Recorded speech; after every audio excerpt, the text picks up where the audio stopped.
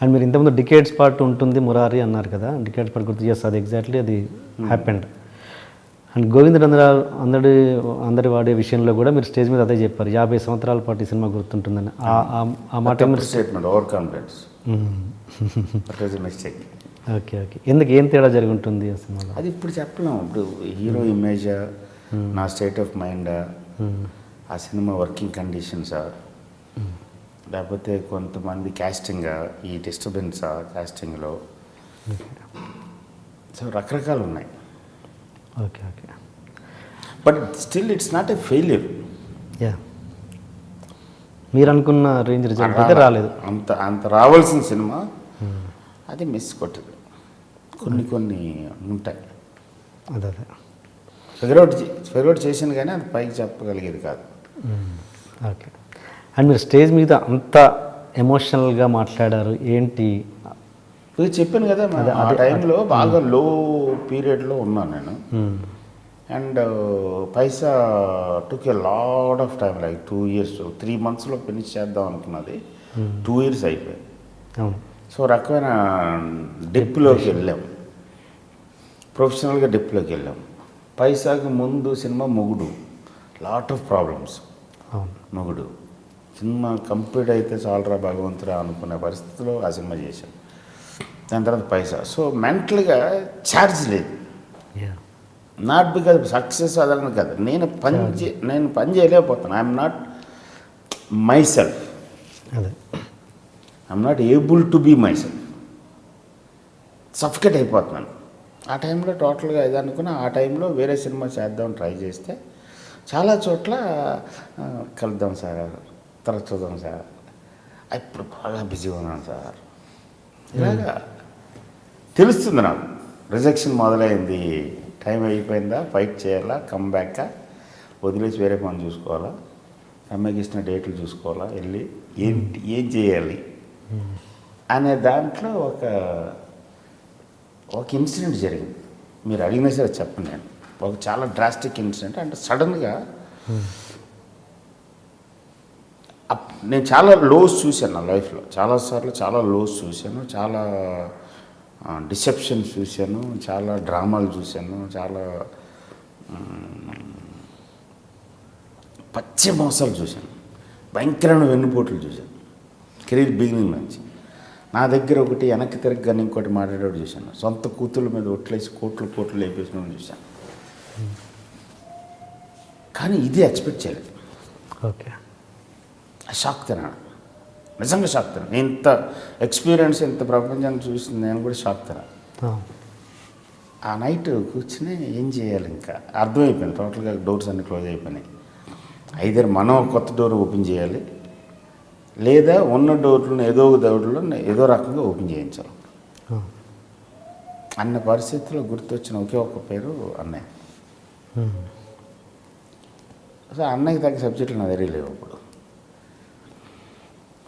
చరణ్ తోటి అంతకుముందు ఒక 2 years బ్యాక్ ఒక సినిమా అనుకున్నప్పుడు ఆయన అన్నారు, ఏదైనా మంచి ఫ్యామిలీ ఉంటే చెప్పి, నువ్వు బాగా ఫ్యామిలీ తీస్తావు కదా, చరణ్ ఫ్యామిలీ సినిమా అయితే బాగుంటుంది.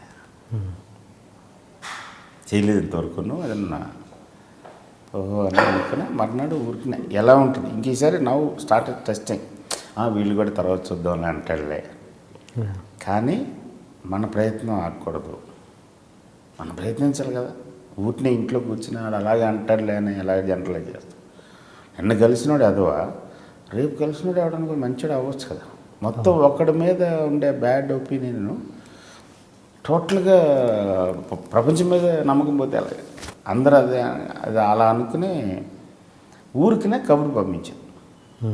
ఒకసారి మీట్ అవుదాం అంటున్నాడు చరణ్. నేను ఎక్స్పెక్ట్ చేసింది ఒక 15-20 రోజుల తర్వాత మరి తప్పదని మనం ఇంకో 2-3 సార్లు చేస్తే మర్యాదకి మీట్ అవుతాడు, ఏదోటి అయిపోతుంది ఫోన్లే అని అనుకున్నాను. హాఫ్ అన్ అవర్లో బ్యాక్ వచ్చింది కాల్. ఎప్పుడు కలుద్దాం అనుకుంటున్నారు?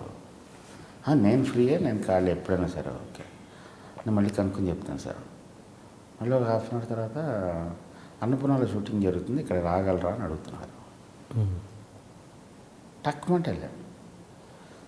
వెళ్తే ఎవడు అనుకుంటా షూటింగ్ జరుగుతుంది, ఫేవర్లో ఉన్నాడు. ఫేవర్లో ఉన్న దాన్ని ఏదో సాంగ్లో రెయిన్ సీక్వెన్స్. ఓకే. అంటే ఎంత ఇరిటేషన్ ఉంటుంది. కూర్చున్నాడు, టక్మంటే వెళ్ళగానే లేచాడు, రండి సార్ అన్నాడు, చైర్ ఆఫర్ చేశాడు. మేకప్ రూమ్లో ఆ మిర్రర్కి ఎదురుకుండా కొంచెం హైట్లో ఉంటుంది చైర్. విజిటర్స్కి ఒక 2 చైర్ల కింద ఉంటాయి. తను అక్కడ కూర్చున్నాడు, నాకేమి ఈ చైర్ చెప్పాడు. మేనేజర్ బయటికి వెళ్ళిపోయాడు. టక్కుమంటే ఆ చైర్ దిగి ఇక్కడ వచ్చి పక్కన ఈ చైర్లో కూర్చోడు. అంటే కంటిన్యూ వర్కౌట్ అవుతుంది అనమాట. ఏం సార్ అన్నాడు. కాదు ఇలా సబ్జెక్ట్ ఉంది, ఐడియా సబ్జెక్ట్గా లేదు నేను చెప్పాను, బట్ ఒక 15-20 మినిట్స్ నరేషన్ ఇవ్వగలను, ఏమేమి అవుతుంది, నీకు ఇంట్రెస్ట్ ఉంది అసలు ఫస్ట్ నాతో పని చేయడానికి. అదేంటి అలా అంటున్నారు అన్న. కాదు నేను ఇప్పుడు అంత ఫోర్స్లో లేను, అని చెప్పేసి మొమ్మటం వద్దు నాకు, జస్ట్ రాయను, ఎప్పుడు చెప్పగలరా అన్నాడు. నీ ఇష్టం, నాకు 20 మినిట్స్ ఎప్పుడు దొరికితే అప్పుడు చెప్పగలను. మేనేజర్ని పిలిచాడు. పిలిచి మిస్ గారు కథ చెప్తా అన్నారు, ఎప్పుడు వినగలం అన్నారు. ఇప్పుడు వాడు ఇదివరకు నా దగ్గర పనిచేసాడు ప్రవీణ్ అని, అడిగి నేను తెలుసు, కానీ అక్కడ ఉన్నది ఏమో రామ్ చరణ్. మనం నెక్స్ట్ వీక్ అది ఎక్కడ చెప్పాలి అర్థం కావట్లేదు. జనరల్గా అలాంటి సిచ్యువేషన్ ఏముంటుంది, అక్కడికి తప్పించేస్తే హీరోలు అలాగే మేనేజర్ల ద్వారా తప్పించుకుంటూ ఉంటారు. అవును, ఇక్కడ మీరు అంటే అదేంటి ఎల్లుండి సండే ఫ్రీ కదా మనం, మార్నింగ్ 10:30. ఆడికి అప్పుడు అర్థమైంది, బాగా సీరియస్గా ఉన్నాడు. తక్కువంటే వెళ్ళి 10:30కి వెళ్ళగానే కూర్చున్నాడు. చాలా ఎఫెక్షనేట్ పర్సన్ చరణ్ అంటే, అందుకని ఇష్టం. కూర్చుని చెప్తే మూమెంట్స్ బాగున్నాయి సార్, ఇందులో బాగుంది, మనం చేసేస్తాం, అప్పకి ఎప్పుడు చెప్తారండి.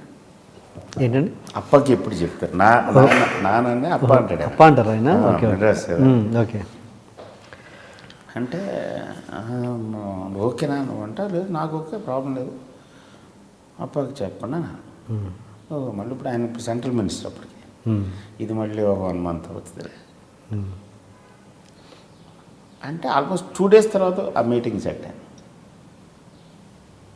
ఆ మీటింగ్లో కూర్చోగానే పొద్దున్న 8 o'clock అని చెప్పి కూర్చోగానే అన్నారు చిరంజీవి గారు, ఫస్ట్ నువ్వు ఏం చెప్పావో వాడు ఏమన్నాడో నాకు తెలియదు, కానీ పక్కన న్యూస్ పేపర్ ఉందన్న, సరస్వతి దేవి మీద ఒట్టేసి చెప్తున్నాను నేను, మనం ఈ సినిమా చేస్తున్నాం, అది ఫిక్స్ అయిపో, ఇప్పుడు చెప్పు కదా అని. అది నాకు ఆ ఒక్క మాట ఎంత బూస్ట్ ఇస్తుంది అలాంటి స్టైల్లో, అందుకనే అంత ఎమోషనల్ అవ్వాల్సి వచ్చింది. ఓకే. ఆ టైంలో ఎవరు ఉంటుంది, ఇప్పుడు మేమా ఫైటర్స్, రెగ్యులర్ సినిమాలు తీసో రెగ్యులర్ దాంట్లోకి వెళ్ళి, లేకపోతే హీరోల చుట్టూ తిరిగి చేతులు కట్టుకుని ఆడు ఏం చెప్పినా మనం నవ్వి ఆడు చాలా గొప్పడు అని భజన చేసే బ్యాచ్ కాదు. పోనీ out and out tight screen place తోటి కమర్షియల్ సినిమా తీసి ఒప్పించగలిగే జోను కాదు. నేను ఒక విచిత్రమైన జోన్లో ఉన్నాను, నాకు అర్థమవుతూ ఉంటుంది. ఇందులో మళ్ళీ నాకు నచ్చితేనే నేను చేయగలను, లేకపోతే నేను చేయలేను. నాకు నచ్చితేనే నేను చేస్తాను అని అనట్లేదు, నాకు నచ్చితేనే నేను చేయగలను అని. అదే. సో ఎలాగో అనే టైంలో అంత పెద్ద పర్సను అసలు ఆయనకి ఏ రకంగా అవసరం లేదు, ఆయనకి కానీ చరణ్కి హ్యాపీగా చెప్పుండొచ్చు, సార్ డెఫినెట్గా చేద్దాం, మీరు స్క్రిప్ట్లు చెప్తా ఉండండి, నేను ఎప్పుడైనా కన్విన్స్ అయితే డెఫినెట్గా చేస్తానని అనొచ్చు, which is the norm of the day. But just ఒక 10-15 minutes చెప్తే దానికి టక్కమంట ఇద్దరు ఓకే చేసి ఆ మీటింగ్లోనే చిరంజీవి గారు ఓకే ముందే ఓకే చెప్పేసారు కదా, అది బూస్ట్ ఇచ్చింది. అదే గిల్ట్ ఉంది. నేను ఏ హీరోతో సినిమా చేసినా ఆ హీరోకి ఒక సావనీర్ లాగా ఉంది సినిమా, ఒక్క చరణ్కి ఇవ్వలేకపోయాను, నెక్స్ట్ ఇయర్ ఇస్తాను. ఆ గిల్ట్ ఉంది, ఆ గిల్ట్ ఫీల్ అవుతుంది ఉంది. 100% ఇస్తాం. Charan deserves it. Memorable, most memorable film ఇస్తాం. మళ్ళీ ఇవ్వడానికి రెడీ ఉన్నారా వాళ్ళు? చెప్దాం అనుకుంటున్నాం. Okay. Okay. You are watching idreammedia.com. Please subscribe it.